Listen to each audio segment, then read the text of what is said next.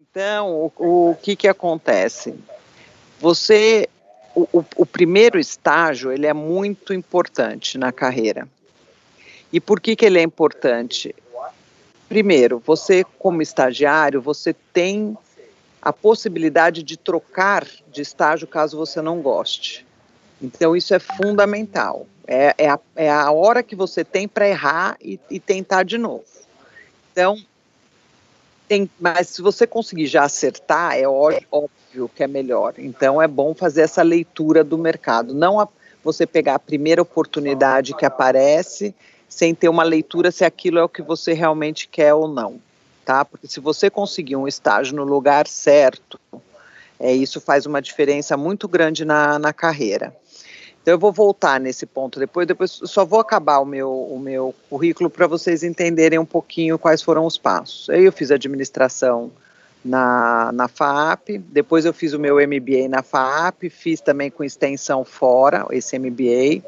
Depois eu dei aula de derivativos no MBA da FAAP agora eu não lembro se foi 3 ou 5 anos, mas foi por aí que eu dei aula lá. Que também foi muito legal, porque foi uma época que a parte de derivativos aqui no Brasil, ela estava iniciando. Eu trabalhava num banco que era market maker desse mercado, então, assim, foi muito, muito legal, porque eu ajudei as pessoas a desmistificar um pouquinho esse mercado, que todo mundo achava muito complexo e na realidade não é. Né? Tudo matemática é simples, é mais com mais, né? 1 mais 1 dá 2 e tá tudo certo, né? É só fazer conta. E eu fiquei durante 15 anos na tesouraria do banco, que é uma área muito técnica do banco, então para quem gosta de adrenalina, quem gosta de trabalhar sob pressão e quem gosta de fazer conta, é o melhor lugar do mundo para trabalhar. Então você aprende demais, mas tem que gostar de trabalhar sob pressão. Somente aqui no Brasil, onde a volatilidade é muito grande, então a gente tem muito estresse, né? E mesmo dentro da tesouraria, que é uma área técnica, você tem uma área que atende clientes lá. Então também você pode, quem tem esse perfil comercial, também pode unir a parte da tecnicidade com a parte comercial, então é interessante também.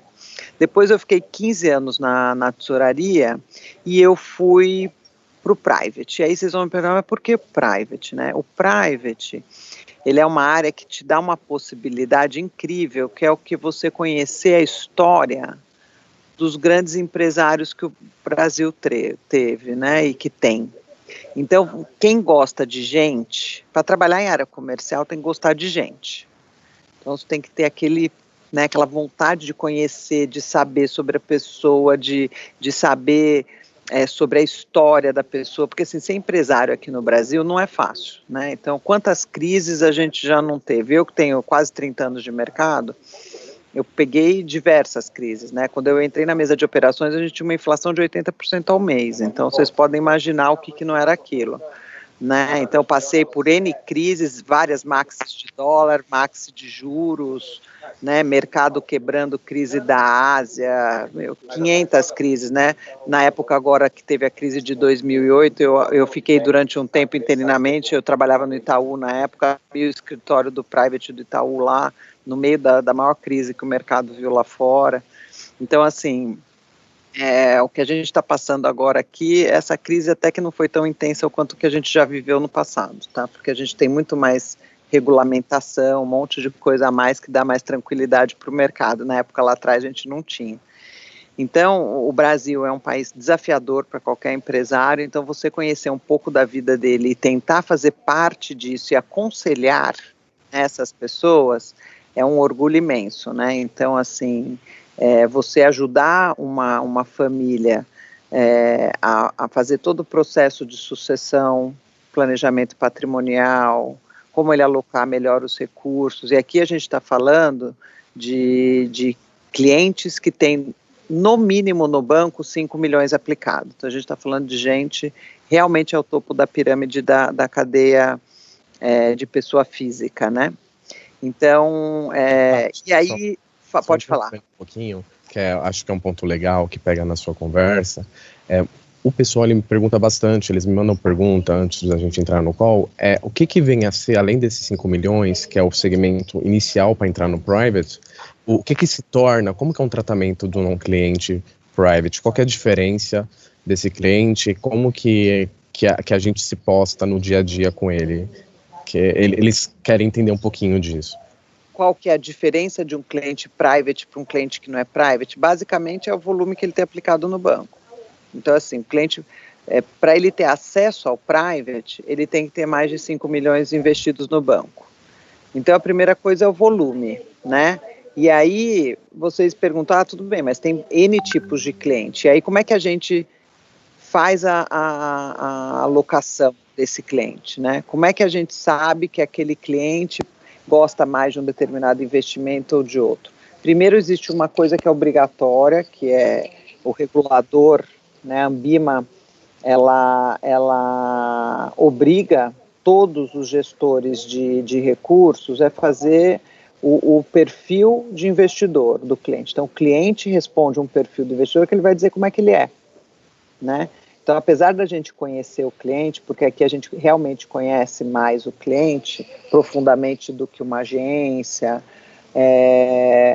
a gente tem que seguir o que o cliente fala que ele é no perfil. Então, esse perfil ele vai dizer se o cliente é conservador, se ele é moderado, se ele é balanceado, se ele é arrojado, se ele é agressivo, tá?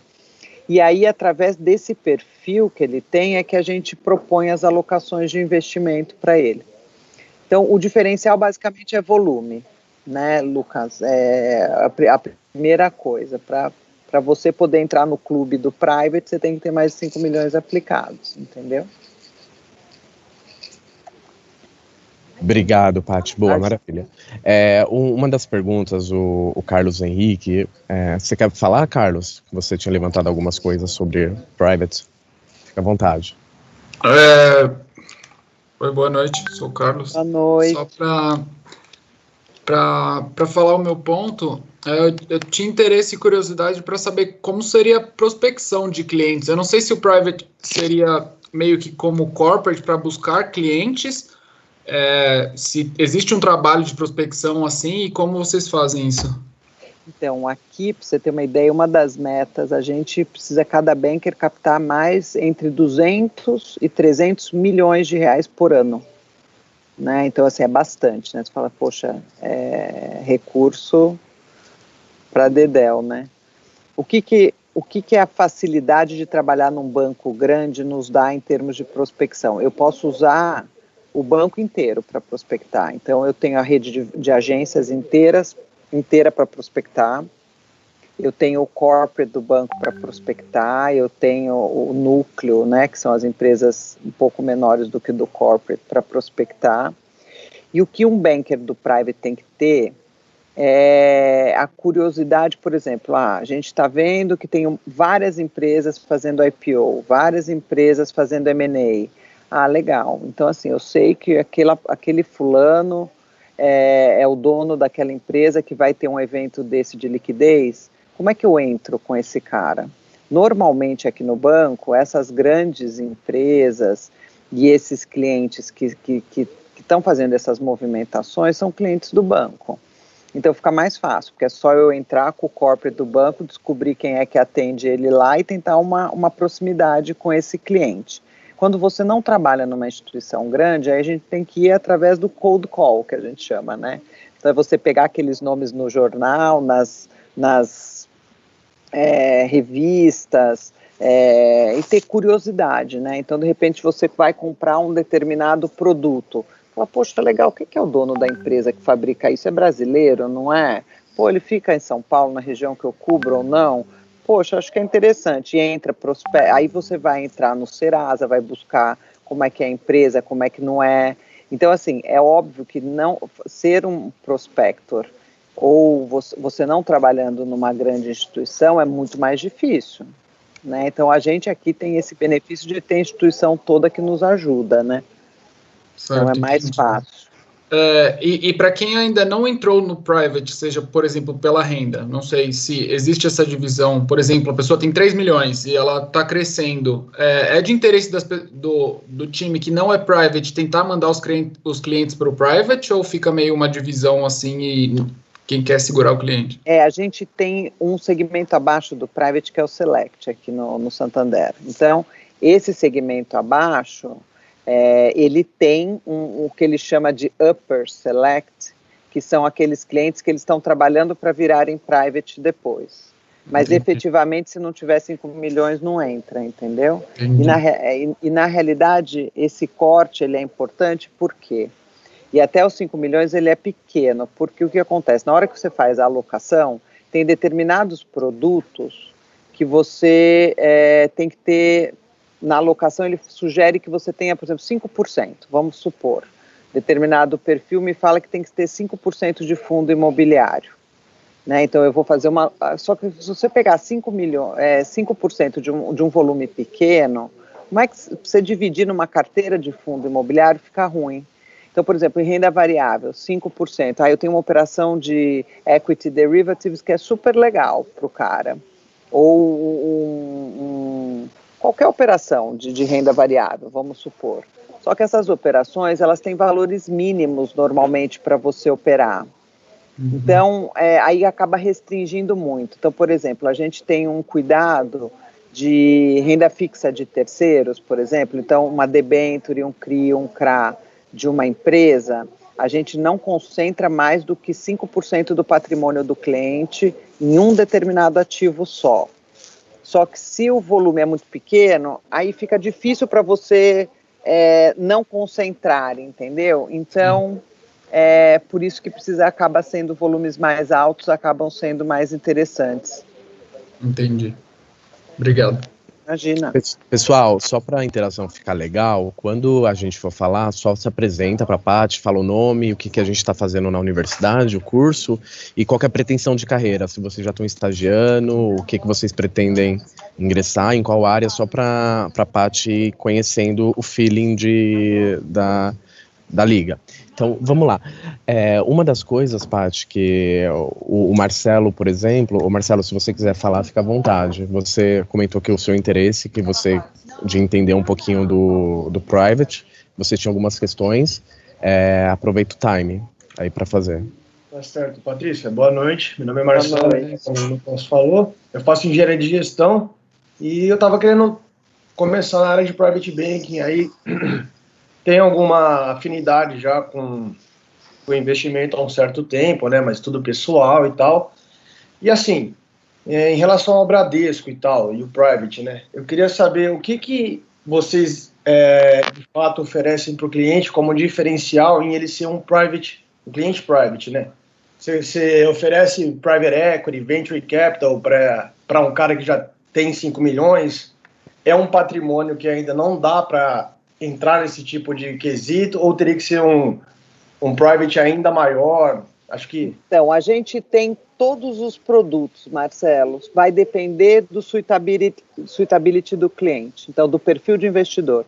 Se ele é um perfil que admite ele ter um private equity, ele vai ter. Se é um perfil que admite ter fundos mais agressivos, produtos mais agressivos, a gente vai ofertar. Então, tudo depende do perfil. Eu não posso oferecer tudo para todos os clientes, entendeu?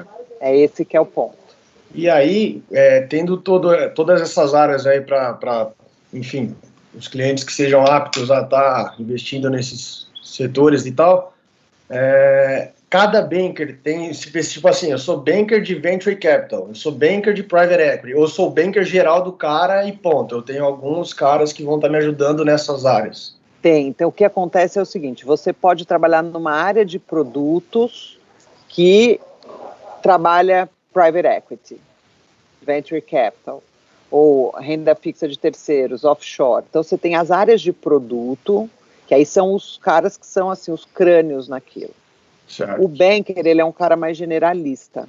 Ele tem que saber do cartão do cliente, ele vai saber quantos filhos o cliente tem, se o filho é casado em comunhão parcial ou não, se tem um problema de sucessão, se ele tem conta offshore ou não, se ele vai financiar a casa ou não, se ele está com lucro presumido ou real no balanço da empresa dele, qual que é o melhor método para ele poder fazer uma distribuição. Por exemplo, hoje em dia a gente está com o tema de distribuição de dividendos, de tributação sobre dividendos à tona. Então, assim, o banker vai ter que entrar, saber se o cliente dele é dono de alguma empresa para orientá-lo com relação a isso. Então, assim, o banker é um generalista, ele tem que entender bem de tudo e ele é o cara de interação com o cliente. E aí ele tem toda essa área de apoio, que são as áreas de produto, que são áreas de produto do private e do banco, que podem assessorá-los, entendeu? Então, não tem como o banker ele ser o expert em tudo, não dá. Então ele tem, normalmente o banker ele tem um advisor, que é o cara mega blaster em investimentos, que assessora ele para fazer o trading da carteira. Aí você tem o advisor offshore, que é o cara que manja pra caramba de offshore, que entende tudo do mercado lá fora. Você imagina, se aqui a gente tem bastante opção de investimento, lá fora, aqui a gente é uma agulha no palheiro, perto lá de fora. Então, você imagina o cara ainda ter que entender de tudo lá de fora. Aí você tem o advogado, que trabalha com a parte toda de sucessão e planejamento patrimonial. Você imagina o que é um planejamento patrimonial e sucessório para um cara que tem 500 holdings, empresa, que é um bilionário, né? É uma coisa que é complexa. Muito grande, para o cliente de 10 milhões não é complexo, mas para o cliente que tem mais de bi, é complexo. Então a gente tem os advogados aqui dentro do private que assessoram o banker nisso. Aí a gente tem um assistente que cuida da parte de banking para o cliente. Porque o cliente também quer fazer o banking dele aqui, né? Quer pagar conta, quer fazer isso, quer fazer aquilo, né? Não é só o investimento. A gente tem o advisor de crédito. Por incrível que pareça, a gente acha que cliente que tem muito dinheiro não toma crédito. Toma, porque ele quer comprar o avião dele, quer comprar o helicóptero, ele quer financiar o apartamento de 20 milhões que ele comprou, ele quer comprar um barco, ele quer alavancar, né, tomar dinheiro para fazer o dinheiro dele trabalhar para ele mesmo. Ele toma mais dinheiro com o dinheiro dele em crédito para investir mais. Então, a gente tem uma área de crédito que faz isso aqui com a gente também. Então, assim, o banker é o cara que tem que ter a parte comercial. Então, assim, se você é um cara que é muito mais técnico, introspectivo, que não gosta tanto da interação com pessoas, é melhor você trabalhar na área de produtos do que de frente com o cliente, porque aqui é o seguinte, é óbvio que a gente está partindo, o mercado todo está partindo para uma clusterização dos clientes. O que é isso? Vamos pegar os velhinhos, acima de 80 anos, que a gente tem um monte aqui, e vamos colocar com um banker que adora escutar os velhinhos. Você acha que todos os bankers vão gostar de escutar o velhinho? Não vai. A gente tem banker, o Lucas sabe bem, o Carley, sobre isso. A gente tem banker aqui que adora de conversar com os velhinhos. Eu tenho uma paciência de Jó. Eu posso ficar escutando 4 horas ele me contar como é que ele criou a empresa dele, como é que ele fez os filhos, os netos. Adoro. Tem banker que é mais técnico e não tem paciência para isso. Então, o que seria o ideal? A gente colocar todos esses clientes com esse perfil, com aquele banker que gosta desse perfil. O cara que é técnico, o cara que é mais técnico, o cara que... Então, a gente tem diversos perfis, mas a gente ainda não consegue fazer nesta profundidade. A gente já faz um pouco disso, mas não tão certinho. Um banker para cada perfil, ou vários bankers para atender exatamente aquele perfil. Mas, e aí, o que acontece? O banker tem que gostar de ter essa interação. Então, aí já parte disso a decisão para se é para uma área mais técnica ou se é para uma área comercial. Então, na área comercial, você vai ter que ter o cliente de 80 anos, que não quer abrir nem tem celular. A gente tem cliente aqui que não tem celular. O Lucas e o Carley sabem bem o que é isso, porque eles têm que convencer o cara a usar o aplicativo e não tem nem celular. Você tem o cliente que é a dondoca, que é herdeira, você tem o cara que é CFO, CEO de uma empresa, você tem aquele que é o industrial, o empresário, você tem o ator e a atriz da televisão, você tem de tudo, né? Então você tem que gostar de gente, a área comercial é isso, né? Então, a área técnica você pode ser mais introspectivo. Tá. Só para passar a bola aí para a galera também, para não dominar tudo, eu vou fazer só mais uma pergunta. Quantos bankers tem no Bradesco hoje? E assim, qual que é o máximo viável para você saber todos esses detalhes? Marcelo, só um ponto. Por que você está falando tanto do Bradesco? Aqui não é Bradesco, Marcelo. Um ponto, mas ok. Não tem problema. Meu Deus, desculpa, gente. Mas... Imagina. Não tem problema. Mas enfim, desculpa, mas do Santander. Então, para deixar claro, quantos bankers tem no Santander hoje e quais que seriam, assim, o número de clientes que um banker podia ter para ser esse volume de informação pessoal, principalmente, né, viável? Então, assim, até o número de bankers é uma questão, em todos os bancos, ele é uma questão do tamanho do private de cada instituição, né? Agora, o número de contas por banker, por exemplo, a gente tem um segmento que chama Ultra High, e que normalmente os bancos têm esse segmento. Ultra High, ele é normalmente o segmento que atende clientes ou maiores, dependendo da instituição, ou maiores de 50 milhões ou maiores de 80 milhões de investimento no banco. Esses bankers, normalmente, eles atendem entre 25 e 30 grupos familiares. Então, aí você entende por grupo familiar, é o patriarca e a família toda embaixo, que são aí vários CPFs embaixo. O banker do que a gente chama que é o high, que é esse intermediário, né, que é o cliente entre 5 e 80 milhões, que aqui a gente é entre 5 e 80 milhões, ele atende em torno de 80 a 115 grupos familiares.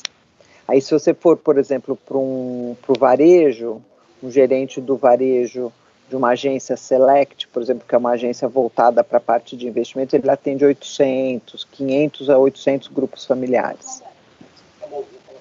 Tá certo. Obrigado. Imagina.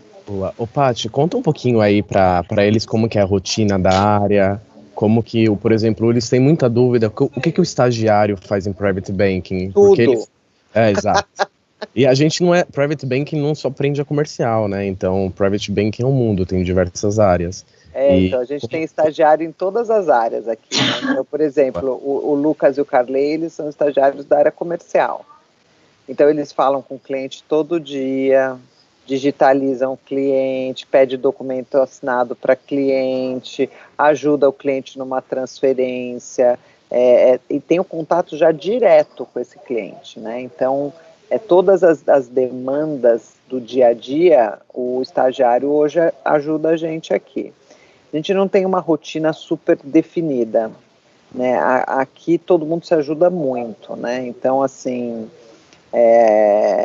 e tem um lado muito empreendedor aqui no banco, que é a gente se sentir dono do negócio e a gente botar a mão aonde a gente quer botar, né? A gente quer fazer a área crescer, a gente vai ajudar em todos os lados. Então, a gente não tem muita frescura com isso, não. E tem estagiário em todas as áreas. Então, a gente tem estagiário tanto na área, nos advogados, no wealth planning, na área de crédito, tem na área de produtos, tem na área de planejamento. Então, assim, muito estagiário. Agora, o que eu queria falar com vocês com relação a estágio e o início da carreira?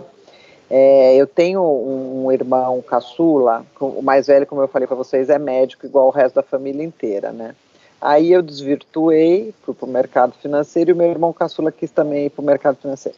Aí, na época que ele foi estagiar, eu já era trader nessa época, e ele falou assim, eu vou entrar, apareceu aqui o estágio numa consultoria, e eu vou para a consultoria. Falei, mas você não quer banco?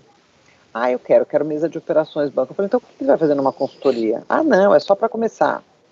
E aí o que acontece? Sinceramente, eu vi isso acontecer com vários estagiários. Gente, eu não sei contar para vocês, eu fui tutora do programa de trainee do banco durante 10 anos. E eu tive estagiário nas minhas equipes a vida inteira. Eu não sei contar para vocês quantos. Eu sei que foram mais de 50 pessoas que eu já tive esse tipo de interação como trainee como estagiário. E o que acontece? Muitos deles hoje, eu tenho vários, e eu não estou sendo exagerada, tá? Eu tenho vários trainees estagiários meus, são diretores de banco hoje. Vários, são CEOs de empresa, e assim, é espetacular. E tem vários que simplesmente desapareceram. Outro dia eu tive essa conversa com o Carley e falei exatamente isso para ele. Então, o que acontece? O cuidado que vocês têm que ter com a carreira de vocês, ele é enorme. E muito vai do quê? De você não ser tão ansioso na tomada de decisão dos primeiros momentos de carreira. Então, assim, o meu irmão, o que ele devia ter feito? Ele devia ter esperado um pouquinho mais, mesa de operações é um lugar que, se você não for estagiário de uma mesa de operações, nunca você vai conseguir ser efetivado numa mesa de operações. Não adianta, o mercado inteiro, assim, mesa de operações não vai pegar o cara do varejo para pôr na mesa, o cara nem do IB, do M&A, não vai. Ou você entra como estagiário na mesa, ou você nunca vai trabalhar na mesa. Paulo, eu falei isso pro meu irmão, o que ele fez? Não fez. Ele foi conseguir, depois de 10 anos, entrar na mesa de operações de um banco de segunda linha. Aí eu falei, Gu, como que você acha que você vai pular para um banco de primeira linha? Não vai, nunca pulou, gente. O cara tem 45 anos de idade, nunca pulou. Ele errou a carreira dele inteira, mesmo eu tentando aconselhar ele a carreira inteira. Então, assim, tentem não serem tão ansiosos na tomada de decisão. Às vezes vale a pena esperar um pouco mais para ir naquilo que vocês querem. Então, assim, se vocês já têm esse conhecimento do que eu quero, aquilo que me dá aquele friozinho na barriga, que me dá aquela vontade, show, persegue isso. Ai, não, mas, putz, olha, aqui vai pagar não sei quantos a mais, percentual a mais, vai isso, vai aquilo. Gente, o percentual que vocês ganharem a mais agora vai diluir tanto no tempo que não vai fazer diferença. É isso que vocês precisam pensar. Carreira é uma coisa para você pensar, não é 5 anos. Quantos anos vocês querem trabalhar na vida de vocês? É coisa para 20, 30 anos. Eu estou com 28 anos de carreira, entendeu? Eu estou aqui, ó, a pleno vapor. O Lucas sabe o quanto que eu sou pilhada, entendeu? Eu vou trabalhar pelo menos mais uns 12 anos aí. Não consigo pensar menos que isso, menos que 60 anos me aposentar. Estou com quase 50. Então, primeiro, passa muito rápido, que eu acho que os pais de vocês falam isso o tempo inteiro e é fato, né? Passa. E assim, errou, ferrou. Desculpa o termo, mas errou, ferrou, porque assim, o mercado é ingrato. O mercado financeiro é ingrato. Então, pensem com cuidado. E assim, não adianta, a carreira depende exclusivamente de vocês. Não adianta vocês culparem ninguém se vocês deram um passo errado. É total responsabilidade de vocês. A primeira coisa como profissional que vocês têm que tomar cuidado é a carreira de vocês. Então, assim, zelo, muito zelo. Então, assim, se preocupem em se certificar antes de qualquer chefe pedir, entendeu? Então, assim, o próximo passo que eu quero, o próximo cargo que eu quero me exige tal coisa. Tira tudo antes. Quer entrar no mercado financeiro? Já faz o CPA 20, já tenta começar a ver o CEA, já vai porque aí se vocês já conseguem passar na frente dos outros. Tem 500 neguinhos querendo entrar. Como é que eu me diferencio, né? Então, você já tem que partir desse ponto. Quero me diferenciar, né? E aí tudo é muito da curiosidade de vocês. Então, assim, se o cara é muito curioso, a menina é muito curiosa, com certeza vai dar certo. Se a pessoa é pouco curiosa, não vai dar certo, gente, no mercado financeiro. Aqui precisa ser muito curioso. E eu vou falar para vocês, vou fazer 30 anos de mercado.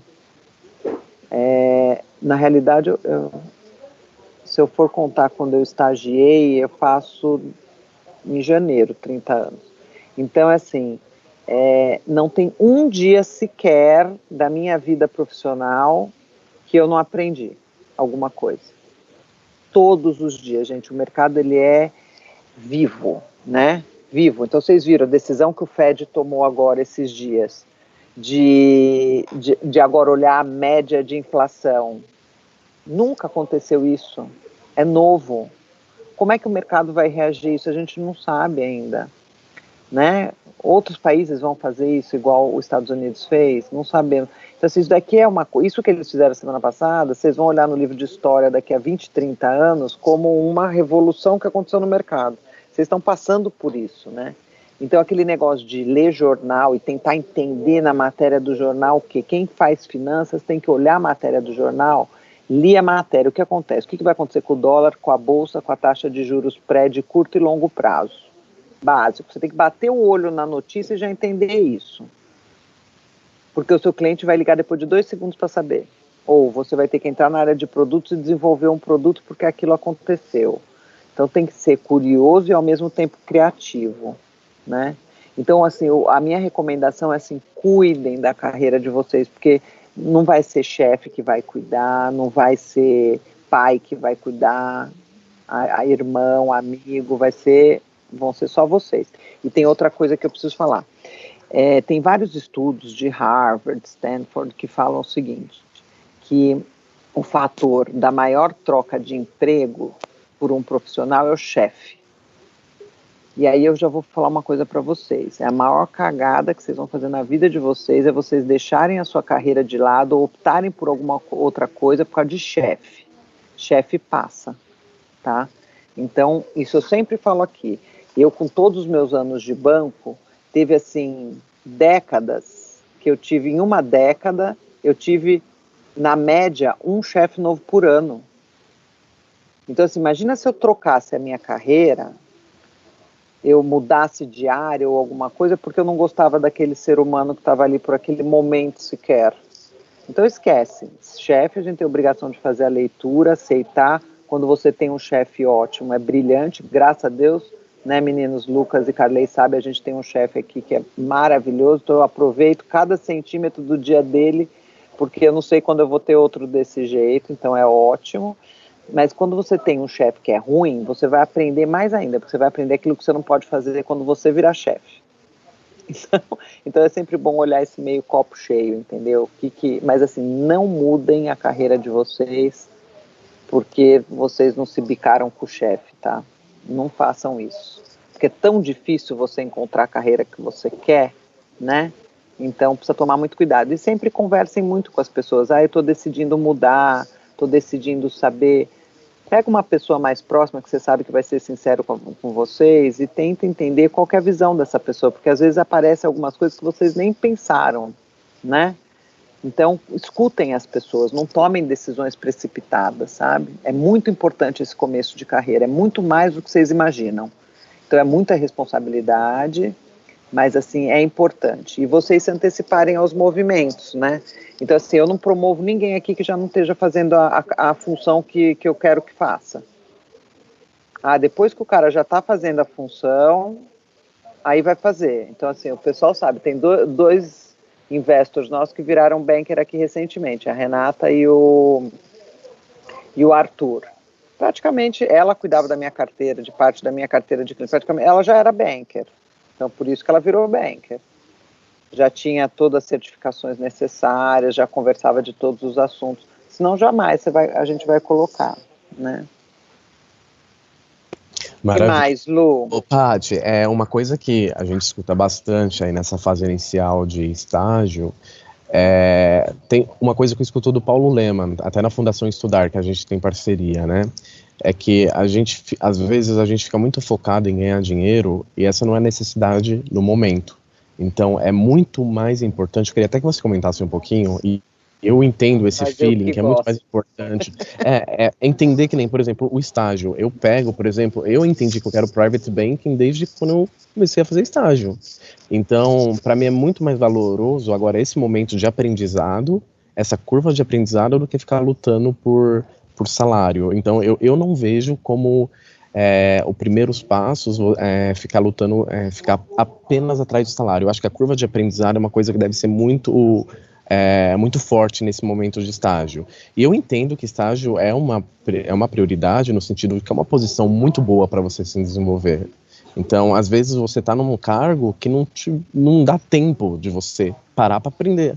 E não é porque as pessoas não querem, é porque não dá. A rotina é uma loucura. Comercial, Comercial é isso. E é interessante que o ambiente de trabalho em cada banco eu acho que muda muito.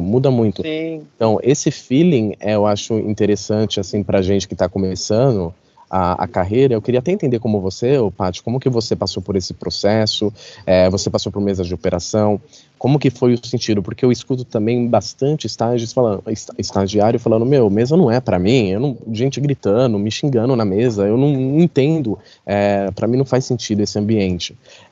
Então, eu acho que muitas vezes a gente prende a carreira, que às vezes em um banco diferente vai ser um ambiente totalmente diferente. Então, eu acho que é uma coisa interessante isso, que esse momento que a gente está vivendo. Eu acho que assim, tem muito estereótipo, né, do que é uma área, do que é a outra, e é óbvio que isso que você falou, Lu, é super importante. Depende da instituição que você está, né? Tem instituições que são mais agressivas, tem instituições onde o trabalho em equipe é mais valorizado, tem instituições que são mais conservadoras. Então, assim, depende muito também de qual que é a instituição que você vai, né? Então, assim, eu trabalhei em mesa durante a vida inteira. Quando eu entrei na mesa do Unibanco, eram 80 homens e 3 mulheres. Então, hoje em dia, as mulheres não veem essa diferença. Aqui no Private, a gente tem, a maioria das nossas bankers são mulheres, né? Mesmo na área de produtos, a gente tem meio a meio. Aqui no banco, para vocês terem uma ideia, a gente tem mais mulheres como funcionários do que homens. Então, a gente não sente isso, mas, gente, há 30 anos atrás, há 20 e tantos anos atrás, eu era um ET no meio da tesouraria, né? Infelizmente, eu tive que me masculinizar muito para poder falar de igual para igual com os homens na época. Então, assim, é que eu estou sendo mega fina aqui com vocês, né? Mas, assim, eu falo mais de 10 palavras, que eu falo 9 é palavrão. Porque, assim, eu aprendi, fui criada nesse ambiente, então era horrível, né? Horrível, porque você abdica da tua feminilidade e da doçura que a mulher tem, e do diferencial que a mulher tem de ter tudo isso, de ter uma parte sentimental melhor, para se equiparar aos homens, porque a carreira precisava. Hoje não precisa. Hoje você pode ser a pessoa mais feminina do mundo e dócil dentro de uma tesouraria. Então, isso é muito quebrado porque tem muita lenda, né, no mercado. E eu acho que isso mais lá atrás. Hoje em dia já não tem tanto. Agora é óbvio que tem lugares assim. Você é banker em determinados lugares. Se você deixa o cartão do cliente em cima da mesa, você levanta o pé no banheiro, na hora que você volta, o cartão não está mais ali. O nego do lado pegou, roubou teu cliente, um abraço. Existe. Infelizmente ainda existe. Aqui, graças a Deus, a gente tem um ambiente excelente de trabalho, porque a organização ela foca muito isso, né? Então, também, assim, cada um vai trabalhar dentro de um ambiente onde você se conecte mais, né, com aquele ambiente, né? Então, não, eu quero trabalhar em tesouraria, eu quero trabalhar em M&A, eu quero trabalhar... Então, tem algumas coisas que acontecem. Por exemplo, quem trabalhar em área de M&A, em IB, você tem que estar disposto, alguns finais de semana, a trabalhar, dormir no escritório, porque exige que você tem que apresentar o plano, o valuation para o cliente naquela semana. Aqui no Private, a gente tem que, assim, eu fico com o meu celular 24 horas por dia, porque o cliente pode me mandar uma pergunta, eu não vou responder exatamente o que ele quer a 1h da manhã. Mas se ele me manda às 10 horas da noite, eu vejo o WhatsApp que ele mandou, ainda com o WhatsApp hoje em dia do jeito que eu respondo para o cliente. Não tem essa de não vou responder no final de semana para o cliente. Não existe, né? Pelo menos você fala para ele, não consigo a tua resposta agora, mas assim que eu chegar no banco eu respondo. Então, tem algumas profissões que exigem um pouco mais. Mas assim, quando você faz aquilo que você realmente gosta, que você tem tesão para fazer, não importa o que seja, você vai fazer bem e vai ganhar dinheiro. Então, isso que o Lucas falou, do ganhar dinheiro no começo, é óbvio que vocês têm que se preocupar. Eu quero ganhar, lógico, vocês estão na idade que vocês querem ganhar dinheiro, é lógico, todo mundo quer. Mas, assim, é melhor você, talvez, abrir mão de ganhar mais, mas acertar no médio prazo, que é onde você vai ganhar dinheiro mesmo, é depois de uns 4, 5 anos que vocês começaram a carreira. e acertar, porque aí se você tá no lugar certo, cara, você vai bombar, porque assim não tem, quando a gente faz aquilo que dá tesão na gente, a gente faz com tanta vontade, com tanta paixão, que assim não tem jeito, entendeu? Vai se diferenciar perante os outros, é normal, né? Então, assim, eu tenho um filho de 17 anos que ele fica me questionando o tempo inteiro, puta mãe, mas eu não sei direito o que eu quero fazer, aquele negócio, eu falei, meu, calma, cara, vai fazer a faculdade primeiro, depois você vê o que realmente você quer. E assim, o que você escolher, não importa, mas eu quero ganhar dinheiro. Fala, meu, se você fizer qualquer coisa bem feita, você vai ganhar dinheiro, né? Tem que fazer bem feito, com paixão, né? Então a gente não pode abdicar da nossa paixão. Acho que muita gente faz isso e faz errado, tá? A gente tem que ser apaixonado pelo que a gente faz, né? Então a gente abre mão de muita coisa. Então é bom que a gente faça aquilo que a gente tem amor, que a gente tem paixão. Então assim, eu abdiquei a minha vida inteira de ficar perto do meu filho. Meu filho mora no interior com meu marido, eu só vejo eles de final de semana, mas eu tenho um tesão tão enorme de estar aqui, que para mim tá tudo bem que eles estão lá, e eu não me sinto zero culpada por causa disso, eles me culpam zero por causa disso, até porque meu marido adora, né, ficar longe da mulher a semana inteira, tem o melhor casamento do mundo, vai durar 150 anos, né, então para ele tá tudo bem, né, então, por quê? Porque eu faço o que eu gosto, legal, ótimo, eu tenho uma puta relação boa com meu filho, é ótimo, não ficou traumatizado, não ficou nada por causa disso. Então assim, façam aquilo que vocês têm vontade, que vocês gostam. Aquilo que você fala, puta, mas eu odeio ler notícia de jornal, não vai trabalhar em banco, esquece a área financeira. Tem que gostar, tem que se interessar. Ah, não gosto de história. Meu, para estudar economia você tem que gostar de história, cara, senão não vai rolar. Então assim, né... Ah, não gosto de gente, não trabalha em área comercial, vai fazer cagada, vai ser aquele puta cara que vai chegar na cara do cliente, ficou tímido, travou, não dá, vai trabalhar numa área que você vai ficar focado, enfiado. Você não tente ir contra a natureza de vocês, porque é isso que é bonito, né? Então o diverso é o bonito, né? É você ter pessoas que são boas, então você tem que saber o que você é bom, aquilo que você se destaca.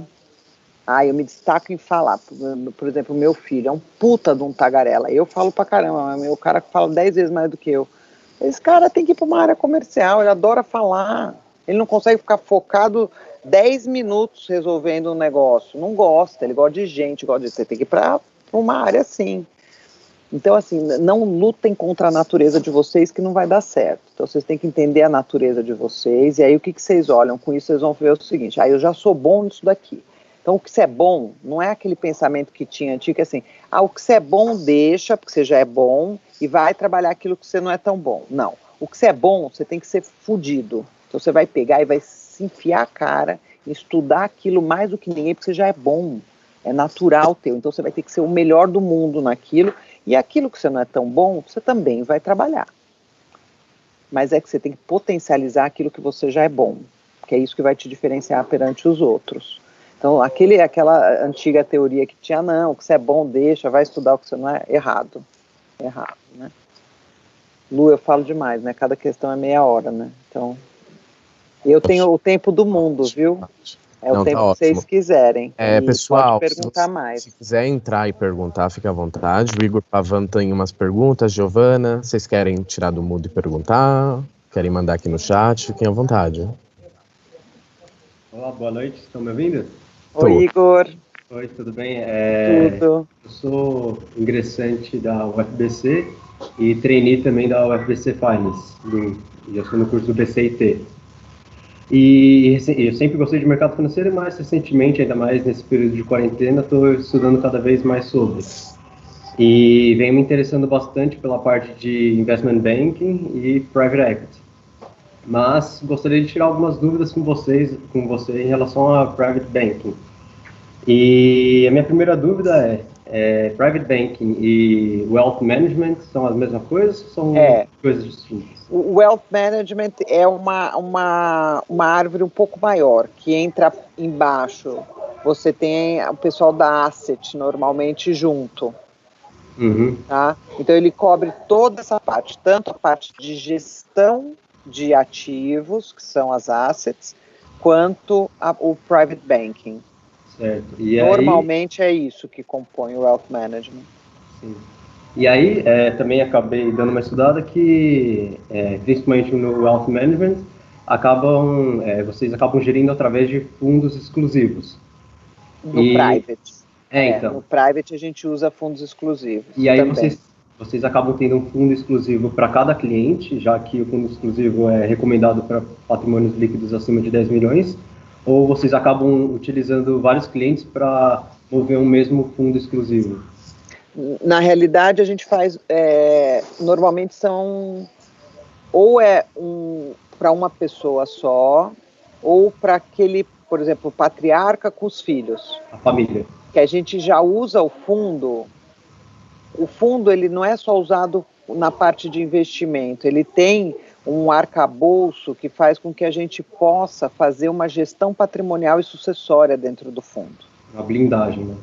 Então, você consegue, por exemplo, fazer reserva de usufruto, você consegue deixar o fundo, por ele ser um fundo fechado, você consegue postergar o pagamento de imposto, você difere o pagamento de imposto. Então, tem várias vantagens em se fazer um fundo exclusivo, mas não são todos os clientes que querem. Por exemplo, aqui a gente tem uma gestão de 150 bilhões de ativos e a gente tem 20 bilhões em fundo exclusivo. Então, assim, não como são é feita todos. A maioria? Gestão de carteira sem ser individual, fundo, sem ser o exclusivo. São os ativos separados, né? Porque hoje, como a gente tem muito ativo isento, um ativo isento não faz sentido você colocar dentro de um fundo exclusivo. Senão vai ser tributado. Exatamente. Então, os ativos isentos, todos eles ficam por fora dos fundos exclusivos também, entendeu? E aí, então, só para também tirar mais uma outra dúvida, em relação aos FIPs, né, os fundos em participações, vocês possuem a gestão desses fundos de participações, que seria o Private Equity, ou vocês contratam uma asset que tem esses fundos? Como funciona? Então, aí o que acontece? Depende do seguinte, uma coisa assim, eu distribuir um fundo de Private Equity para os meus clientes. Então, eu pego um gestor muito bom de Private Equity e vou distribuir esse fundo para cá.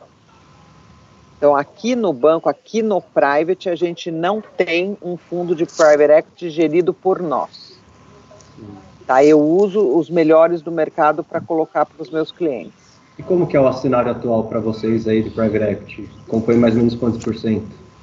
É muito pouco. Os clientes brasileiros, eles ainda não têm o costume de investir em Private Equity, da mesma forma que eles também não têm o costume de investir no offshore. Então, se a gente for comparar com um cliente mexicano, como a gente é um banco internacional, a gente sabe como é que se portam os outros privates no mundo. Os mexicanos, eles têm 90% do patrimônio deles fora do México. O brasileiro não tem nem 20%, né? É ridículo. Porque acaba correndo muito mais risco, né? Mantendo só aqui no Brasil. Então, e é isso que eles não entendem. Falam, não quero mandar para fora porque eu quero correr menos risco. Falei, puta, mais risco do que tá aqui no Brasil. Fala sério. Com a moeda desvalorizando. Puta, nem fale. Então, assim, por incrível que pareça, o brasileiro ainda está... O que acontece? E não é por incrível que pareça. Cultural. E é cultural e assim, é lógico. Por quê? Vamos supor, a gente tinha há 3 anos, 4 anos atrás, quanto é que estava a nossa Selic? Uns 14. Quase 15%. Então, aí, com 15% de Selic, você precisa fazer alguma coisa, cara? Não, deixa o dinheiro no CDI e vai curtir a praia, não precisa fazer nada. Agora com 2%... A água bateu na bunda agora. Exatamente. Então, assim, a gente precisa se mexer, entendeu? Então... Então, assim, é cultural, é pelos fatores que a gente tem, né, de país subdesenvolvido, de tudo isso que gerou essa cultura, né? A gente é um país que também, a gente não consegue ter liberdade cambial, né? Antigamente, você mandar recurso para fora era um horror, né? Era tudo, você mandou dinheiro para fora, você era bandido, né? Então, assim...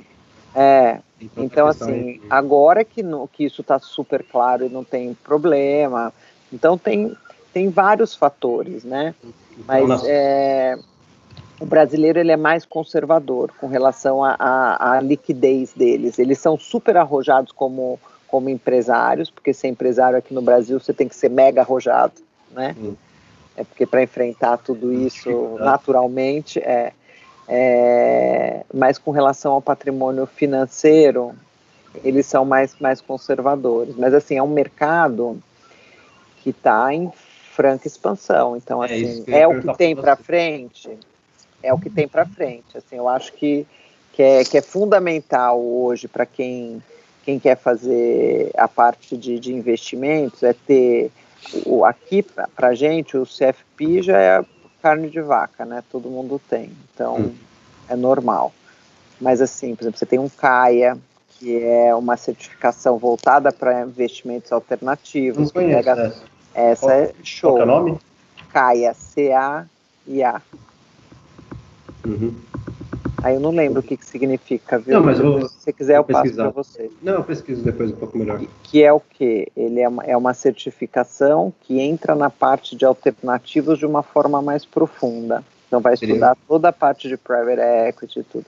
Então, assim, eu acho que isso aí, assim, vai bombar. Aqui já bombou no mundo inteiro, tem que bombar aqui, né? Lá fora é muito maior do que aqui no Brasil. Muito. Então, assim, tem que ir para frente. Então, acho que é um caminho legal. Sim. Não, muito obrigado. Era basicamente isso. Pessoal, a gente vai finalizar a live para não ficar muito extensa. Só tem 2 perguntas, então, se vocês puderem resumir, Giovana e Marcelo. Você quer entrar, Giovana? Quer falar? Pode ser. Eu faço a pergunta aqui bem resumidinha, rapidinho. Boa noite, gente. Boa noite, Patrícia. A minha dúvida era mais sobre, assim, mais voltado à carreira, né? Vocês comentando sobre o quão positivo é de você não acelerar os passos e você já entrar no mercado focado na sua área, mas no caso, por exemplo, o meu, não houve essa possibilidade, né? Preciso trabalhar, não tem jeito. Então, eu queria, assim, um direcionamento seu, além das certificações de um CPA 20, o que eu posso fazer, mesmo estando em outra área, nada a ver com o mercado financeiro, para ir me preparando e não ficar tão em disparidade com outros concorrentes, quando for realmente tentar vagas que eu queira. Então, você tem que, realmente a certificação vai ser o pulo do gato aí para você. Se você não consegue estagiar dentro da área que você quer, sempre o melhor é você estagiar na área que você quer, porque já é 50% do caminho aberto, entendeu? E se aparece uma vaga dentro da área, você já é tua. É muito difícil, por exemplo, se você não tiver certificações, é muito difícil eu contratar alguém para ser efetivo dentro da área, sendo que ele já não tenha passado, porque a gente tem os estagiários. Então, assim, numa empresa ou numa indústria onde tem estagiário, se você conseguir estagiar é melhor. E hoje o salário de estagiário, ele é um salário diferenciado já. Então, acho que tem que considerar isso. Agora, se você não tem essa condição de fazer o estágio por alguma razão, a certificação vai ser fundamental, porque quando você vier, eles vão perguntar, mas você não estagiou na área financeira? Não. Ah, mas eu tenho CPA 20, eu tenho CE, eu tenho não sei o quê. Ah, puta, legal. Então você está melhor, às vezes, do que a grande maioria que está lá dentro, entendeu? Então acho que é por aí mesmo. A certificação conta muito ponto. Entendi. E no caso, além dessas certificações, tem alguma área, não sei, às vezes de voluntariado, algum curso específico que você recomenda? Olha, sempre é importante, assim, a parte de voluntariado, eu acho que é uma coisa que a gente tem que ter para a vida, não é nem para currículo. Então, assim, aqui a gente tem uma vertente muito forte, né, para a parte de sustentabilidade aqui dentro do banco. Então, para a gente conta muito isso, mas, assim, eu não iria deixar de contratar alguém porque ele não fez um voluntariado. Mas é óbvio que alguém que tenha feito bastante isso vai brilhar os meus olhos. Agora, eu acho que isso é uma coisa que na situação, não só na situação atual que a gente encontra, mas por a gente viver num país que tem tantas pessoas precisando, qualquer coisa que a gente faça, né? Eu falava isso para o meu filho, que ele mora no interior, né? Eu falava para ele, filho, vai lá no asilo, pega um livro e vai ler para os velhinhos. Sabe, é uma coisa de de caridade mesmo, né, da gente querer o bem das pessoas. Então, acho que o voluntariado é uma coisa além, que eu acho que todo mundo deveria fazer alguma coisa. Então, assim, putz, eu sou bom de matemática, vai dar aula, né, numa comunidade de matemática para criançada, né, eu sou divertido, adoro contar piada, vai contar piada para criançada. Então, assim, qualquer coisa, assim, eu acho que engrandece a gente como ser humano. E aí não é nem por causa do currículo que eu faria. Tá bom, obrigada, viu? Imagina. E Marcelo, Deixa eu lá, só para Alguém deixar claro, né? Tô com o Santander aqui, não com o Bradesco, né? Deixa o Bradesco para lá por enquanto. Me perdoa aí, bola fora. Imagina. Mas, assim, eu queria trazer um pouco mais, só para entender de fato o que o banker faz e tal, um pouco para a minha realidade, né? Eu tenho tido contato, muitas vezes, aí, uma vez a cada 2 meses, com o assessor autônomo de investimento, né? Da XP Legal. e tal. E, assim, eles têm um tratamento meio diferenciado, eles sabem todas as coisas, tipo data, enfim. Sabe bastante coisa sobre a minha família, eu e etc. Uhum. E aí eu queria saber, o que diferencia um banker de um AI? Só para... Então, assim, se você confia no cara, vai com o cara. Agora você tem que ver o que é a instituição que está por trás dele, se ele é sozinho, se não é, se é o... Porque assim, você vai ter que... Qual que é a diferença que um banco tem, por exemplo? Eu tenho aqui, por exemplo, a área de research da minha corretora. Como é que um escritório de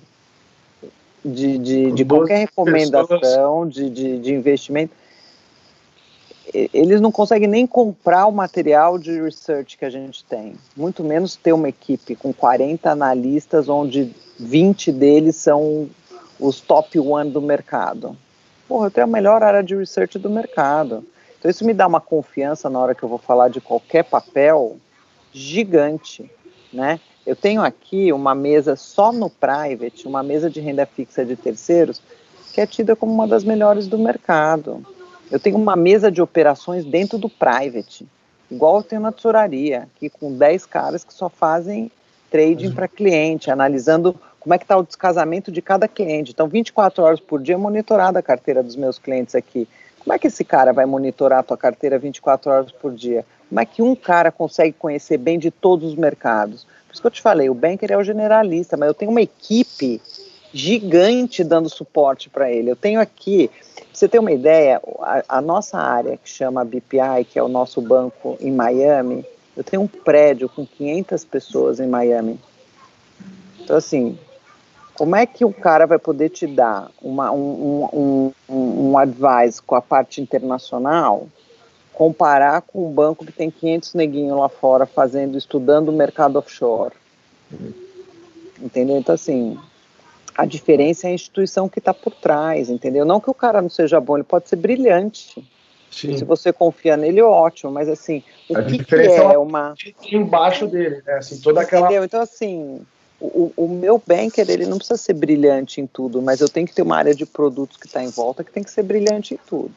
Ele tem que ser um cara confiável, que vai gerar uma confiança em você e que você sabe que ele vai te ofertar o que tem de melhor. Mas como é que ele sabe o que tem de melhor?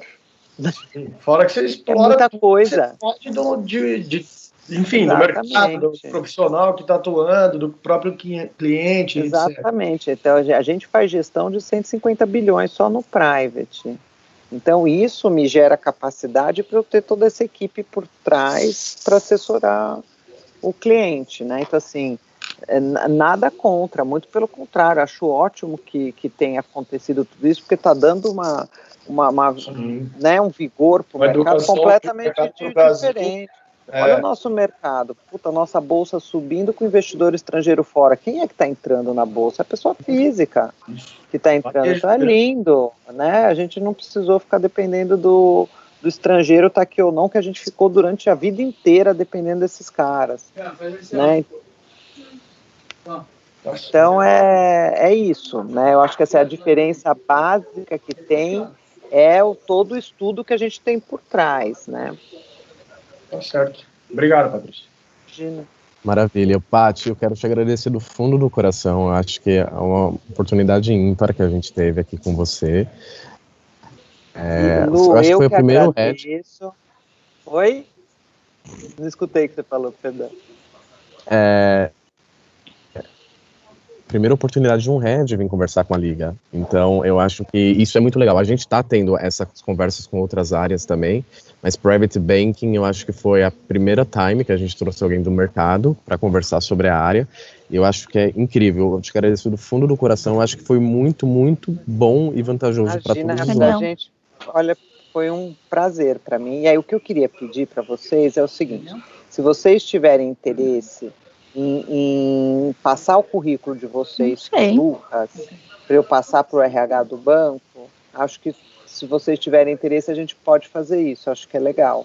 Então, se vocês puderem mandar os currículos de vocês para o Lu, ele faz aqui um banco de CV para mim. Eu já combinei, inclusive, com o pessoal do RH do banco, que eu iria passar o currículo de quem tem interesse para cá, tá bom? Olha que show, gente. Olha que show. Tá bom. Obrigado mesmo, gente. É isso. E viu, o que vocês tiverem de mais perguntas, fiquem à vontade, ou usem o Lu. Ô Lu, se você quiser passar o meu WhatsApp para a galera, pode passar. Combinado, eu estou totalmente à disposição. Eu já estive sentada aí na cadeira de vocês, infelizmente faz muito tempo. Eu tenho um filho que está quase com o pezinho na faculdade, então assim, para mim é questão de honra poder ajudar o que for preciso. Então, por favor, perguntem mesmo, viu? Se vocês quiserem, por exemplo, daqui a 2 meses, vamos entrar e fazer uma nova para a gente aprofundar em determinados temas, vamos embora. A gente vai fazendo isso. Eu dei aula durante muitos anos, quando eu falei para vocês. Então, assim, se tem uma coisa que eu gosto de fazer é falar. E às vezes eu falo até demais. Mas, então, se eu puder ajudar, estou realmente à disposição. Nossa, muito, muito obrigado, Paty. Valeu mesmo. Pessoal, espero que vocês tenham gostado. Qualquer dúvida, me pergunta, manda no WhatsApp também, a gente vai se falando, tá? As próximas trilhas da Finance, eu vou enviando para vocês ou o pessoal da GT vai comunicando sobre as próximas trilhas do nosso curso, tá bom? Então é isso. Obrigado, pessoal. Uma boa noite. Pessoal, viu? Sucesso para vocês, tudo de bom. Não desistam. Vamos embora.